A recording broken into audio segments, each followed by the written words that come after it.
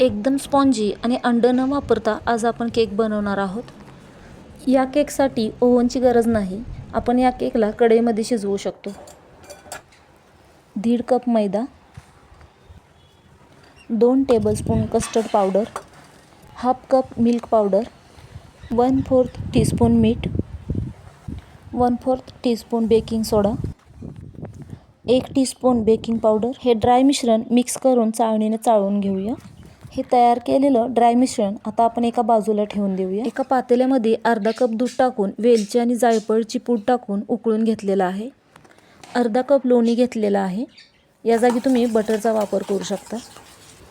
लोण्यामध्ये 1/2 cup साखरेची पूड टाकून 2 ते 4 मिनटं चांगलं फेटून घेणार आहे.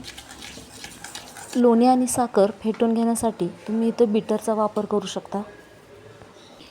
हे चांगलं फेटून झाल्यानंतर वेलची जायफळचं दूध तयार केलेलं आहे ते आपण याच्यामध्ये मिक्स करून घेऊया.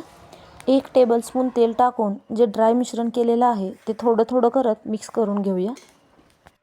मिक्स करताना ड्राय मिश्रण थोडं आणि पाणी थोडं असं टाकत कट आणि फोल्ड याचा वापर करत हे मिश्रण मिक्स करून घेऊया. 1 कप पाणी घेतलेलं आहे. पीठ थोडं आणि पाणी थोडं असं दोन्ही मिळून थोडं थोडं करत टाकून मिक्स करून घेणार आहे. लोणी आणि साखर फेटून घेतलेलं आहे. याच्यामध्ये ड्राय मिश्रण ओतल्यानंतर आपण हे फक्त मिक्स करून घेणार आहे. याला जास्त फेटणार नाही. आता हे बॅटर तयार झालेलं आहे.